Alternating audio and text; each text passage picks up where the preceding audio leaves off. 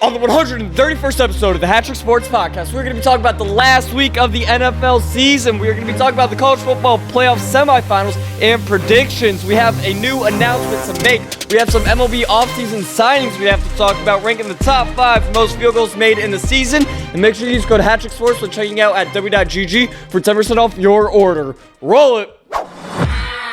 Welcome to HatTrick Sports, starring your host, Isaiah Carpenter. Bringing you the biggest sports headlines every week. This is the HatTrick Sports Podcast. We are going to start it off with some college football playoff news. We're going to first look over. Here we are. We have already made it down from 12 teams all the way down to 4. It started off with 12 teams. We are at 4 now in the semifinals. You have the Chick-fil-A Peach Bowl and the Verbo Fiesta Bowl. You have Oregon playing Indiana, and you have Ole Miss playing Miami. Both these will take place here in a few days. Let's first go back to the quarterfinals. You had Oregon playing Texas Tech. Oregon ended up destroying, so yes, they made it. They moved on to play Indiana because Indiana also destroyed Alabama. I thought that game was going to at least be a little bit closer. Alabama had no shot at all. They just scored a field goal in the All-State Sugar Bowl. No, what are we? Yeah. You had Ole Miss playing Georgia. Ole Miss ended up barely winning. It was a wild game. They had to bring the stage on and off like 2 or 3 times. It came down to the very last second, but Ole Miss ended up getting the win, beating the Bulldogs. Wild. I thought that Georgia was going to blow past Ole Miss, but nope. Ole Miss ended up winning again. It went down to the last second. And then you had Miami playing Ohio State. It was New Year's Eve. Miami was up pretty much the whole game. Ohio State was trying to catch up, could never catch up all the way. In Miami, the team that I didn't think would make the college football playoffs, or at least I didn't think deserved to make the college football playoffs, making it to the semifinals, having to play Ole Miss, where they are now favored by 3.5 points as of right now. Miami could be going places. If Miami wins here, they would have to play either Indiana or Oregon, and I think Indiana wins that. So, in the national championship, we could see Indiana playing Miami in Miami. I think it's being played in Hard Rock. I'm pretty sure it's not in Miami's home stadium. But actually, isn't that their home stadium? Whatever. It's being played in Miami Gardens. So if Miami makes it all the way, they wouldn't have to travel very far. I don't know where this next bowl game is being played for them, but 1 second, I could find it. I don't want to buy tickets. I just want to know where it's at.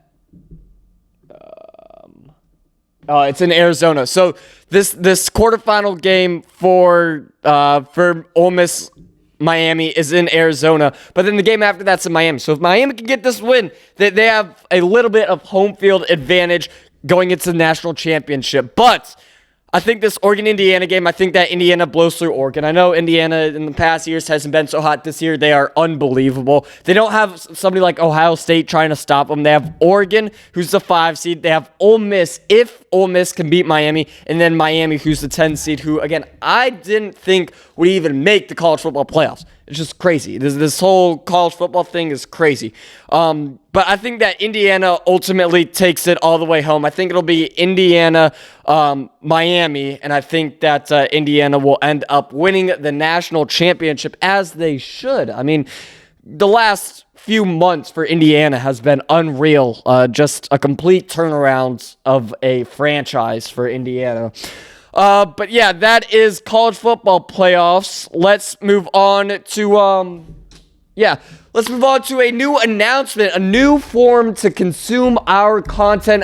We are officially announcing HatTrick Sports newsletter. I've heard all of the excuses in the world. Oh, I can't listen to the 30-minute podcast. I don't have the time. I don't have the attention span. I can't find the podcast on Spotify, whatever. I've heard all of the excuses. There are no more excuses for consuming our content. What we are going to do is every week after the podcast is make a newsletter. It's going to be about a 5-minute read, and it will basically update you on all of the major headlines that you missed and maybe what you're not thinking about in the sports world. You know, you miss some stuff. You think, oh, this isn't very important, when it actually is. It will all go into this newsletter, and you can find it on our website, HatTrickSports.com. There's a tab that says newsletter. You click that, and you can see the most recent newsletter that we have published. And also, we are working on it, but there will be a pop-up where you can have it go straight to your inbox every single week. Every week we publish it, it can go straight to your inbox, and whenever you have a chance, just a 5-minute read, you can read everything that you missed from the week before in sports. So yeah. You can find it on our website, or you can sign up for it to be sent to you in your inbox here on our website here in the next couple days. But I'm excited. We're probably just going to try it out for the first month or so, see if there's really a demand for it. And if there's not, we might slow down a little bit on it. But it's basically this podcast that you are listening to right now. It's basically this podcast, but in a 5-minute short readable version. You know what I mean? So you don't have to listen to it. You don't have to find 30 minutes to listen to it, to watch it. It's just a 5-minute read. You just go on our website, or you go into your inbox, and there you see it. You found it, and yeah, it should be exciting. I think that this will broaden the horizon for the sports media part of HatTrick Sports, and we're excited to expand. It's always fun announcing something new to help expand the company a little bit. But yeah, really excited to announce that. We started it last week. I didn't promote it at all, but it's been on our website on last week's podcast. Last week's edition was already published, but didn't promote it at all. This week, we are officially announcing it. And yeah, just make sure you sign up for it. Then you don't got to go to the website or anything. It'll just be straight into your email inbox, and you get to read everything that you missed out in sports. So it's going to be exciting. It's going to be exciting, and I think this will really broaden, this will expand the company a little bit more and help you guys stay more informed in sports. Let's move on to MLB. We have baseball. We have a couple Japanese stars signing with MLB teams. You have Japanese ace Tatsuya Imai. We're going to have Google Translate kind of go over that maybe a little bit. He signed a 3-year deal with the Astros. He's a right-hander, signed a 3-year deal with the Astros. The deal includes opt-outs after the 2026 and 2027 seasons, said the Astros. And the deal, it has $54 million in guarantees and can be worth up to $63 million by the end of the contract. He was I don't know how to pronounce his name. Imai. He was one of the more intriguing potential free agents in the winter, and then obviously the deadline here is coming up. And 1 second, too. Similarities to the 2025 post. Yeah. This guy's coming to the league for the first time. What was I going to say here? I was going to say something here. He did great in the World Baseball Classic. You could see him playing for Team Japan in the World Baseball Classic. But the Astros, they don't have Framber Valdez anymore, so they're trying to fill that spot with somebody, and they're hoping that this guy's the next big thing. So good for the Astros. It was relatively cheap. Again, probably an average of $60 million will go to him for 3 years. And if he could give the Astros some innings, then it's a win for the Astros. Let's move on to another Japanese signings. The Blue Jays signed Japanese third baseman Kazuma Okamoto. Kazuma Okamoto in a $60 million deal. There were a few middle infielders. There were a few third basemen coming from Japan here this offseason. And this is one of the last third basemen up for offer, I guess, from Japan coming over to the States playing in the U.S. But yeah, the Blue Jays. This is also big for the Blue Jays because Bo Bichette is a free agent. Now, I think Bo Bichette might go to the Dodgers, but that's also what I thought about Tarek Skubal.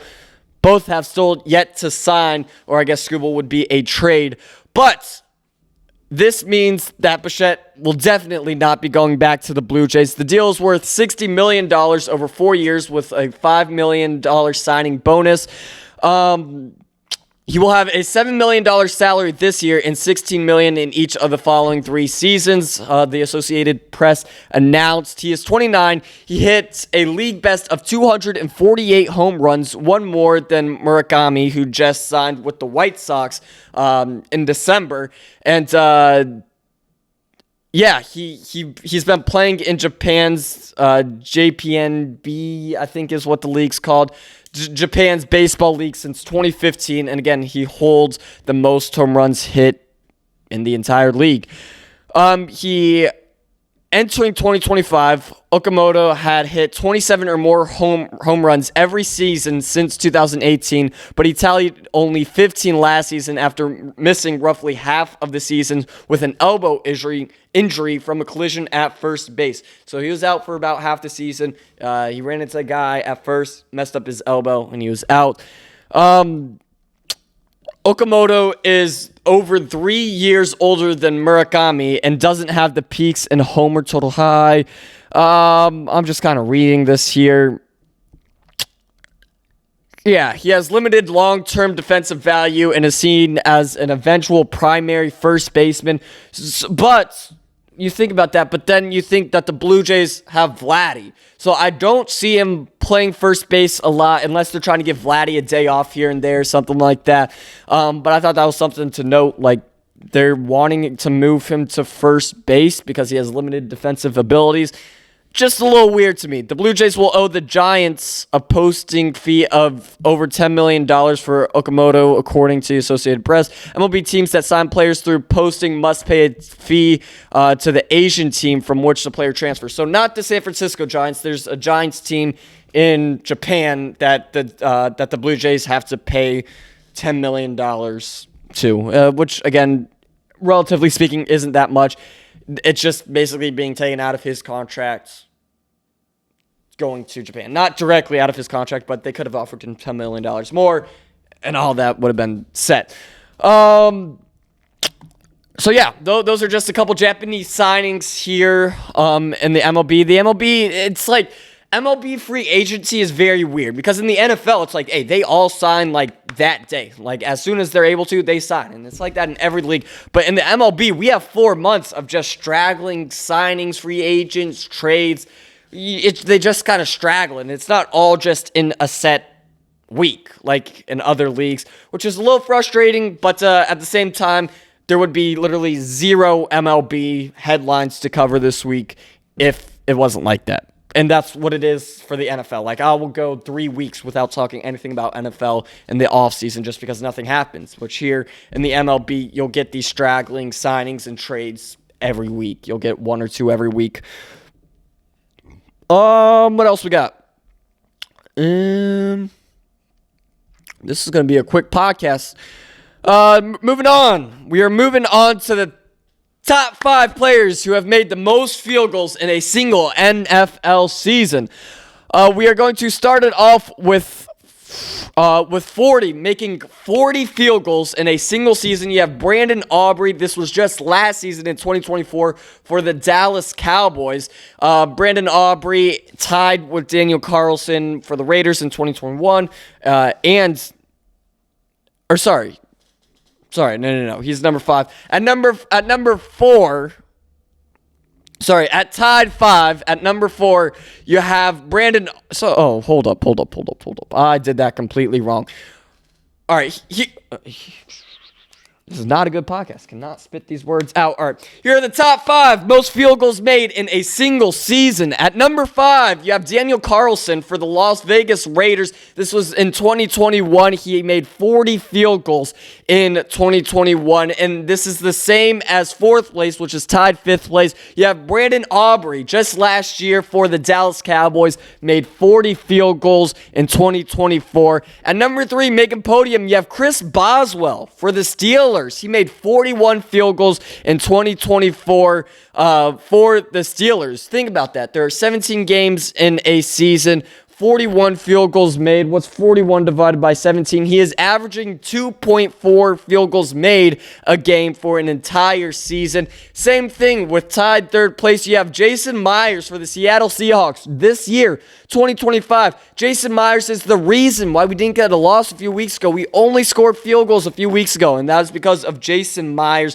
He is the best, in my opinion. Well, maybe not last night. Last night was a little bit different. We'll talk more about the Seahawks game last night against the 49ers. But Jason Myers has been unreal this season, kicking the ball through the uprights. But number one, the guy that has made the most field goals in a single season in NFL history, you have David Akers for the San Francisco 49ers. This is back when the NFL only had 16 games, and he still kicks 44 successful field goals. What's 44 divided by 16? He was averaging 2.75 field goals made a game for an entire season, and that is why he has the most field goals made in a single season in NFL history. Speaking of NFL, let's move on to the NFL playoffs. NFL playoffs, we have our last week. Week 18 has already kind of started, but we have the playoff picture here, and a lot of things are set, and a lot of things are still moving around. We will do our NFL Pickems here in a minute, but I first want to talk about the NFL playoff picture. First of all, Seahawks have clinched not only the NFC West, but the 1 seed. They will have a first-round bye and holds home field advantage all the way up until the Super Bowl, which is big. This is huge for the Seahawks. This is the Seahawks year. I have never been more confident in the Seahawks in my 10-year time of being a Seahawks fan. Our defense looked great last night. The Seahawks ended up beating the 49ers last night to secure the 1 seed and the NFC West. But yeah, the defense looked amazing. If Sam Darnold, JSN, Kenneth Walker, Kobe Bryant, the defense, if they could all look good for literally the next month and a half, we are winning the Super Bowl. I am calling it now. Who can't we beat? We beat the Rams. It's not can we. We did beat the Rams. We could beat the Packers. We just beat the 49ers last week. We could beat the Bucks. We could beat the Bears. The Eagles are the only one that might give us a little bit of trouble, but I think with how the Eagles are going to have to play an extra game, I think that's going to wear them down a little bit more, and I think the Seahawks can even beat them. So, the Seahawks are already set. We're already getting shirts printed out for the Seahawks winning the Super Bowl. It's amazing. It's honestly amazing that the Seahawks, they finished the season off 14-3. Questionable offseason signings from the Seahawks and trades and stuff. You got rid of DK Metcalf. You brought in Cooper Kupp, Sam Darnold. The defense this year, it worked out perfectly. It all worked out.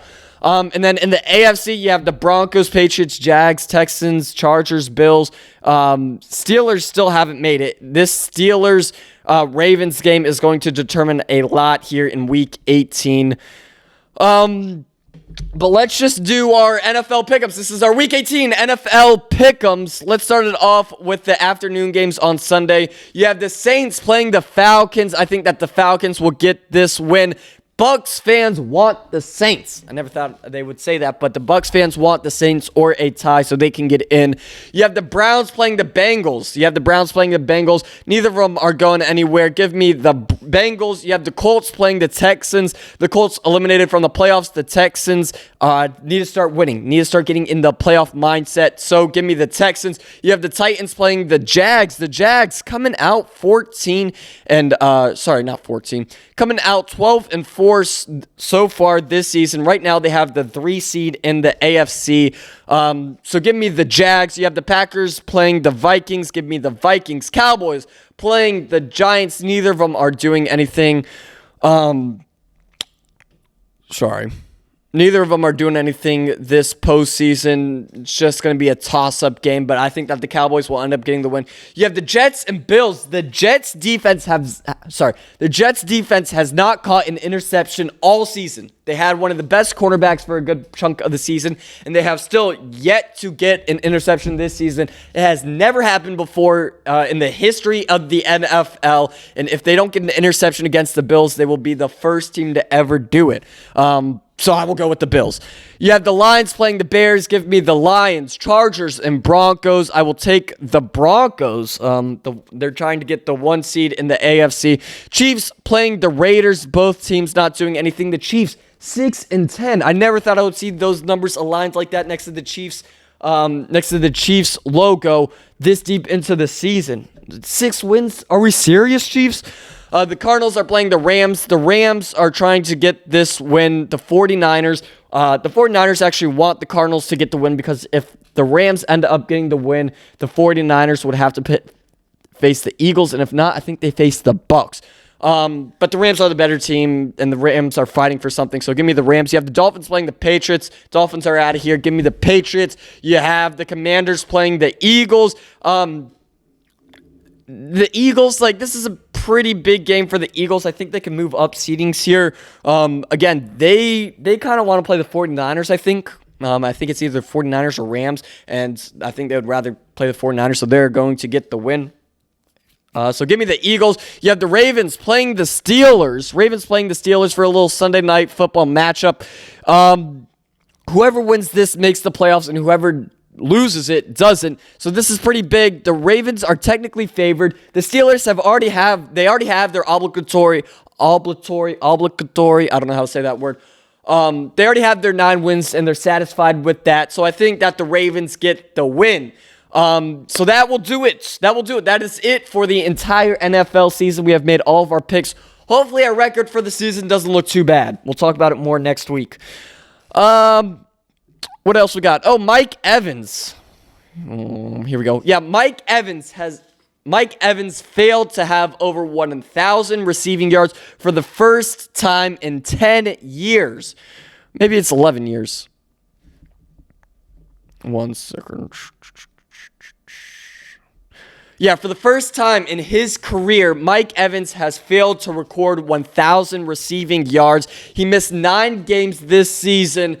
And, he only had 369 receiving yards this season, all the way from 2014. 2014, he had over 1,000. He had 1,051, all the way down to last year. When it got down to the wire, he had 1,004 receiving yards. His highest year, I believe, was 2018 when he recorded over 1,500 receiving yards in a season.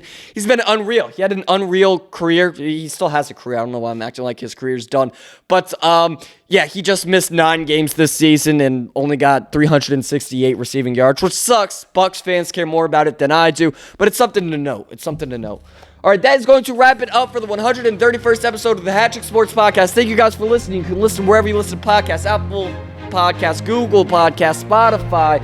Again, make sure to check out our newsletter now on the website, and you can sign up for it to go directly into your inbox in our website. Make sure to follow us on TikTok, Instagram, YouTube, Twitter, Facebook. Go to shop@HatTrickSports.com to get all of the best merch around, and we will see you guys next week for episode 132.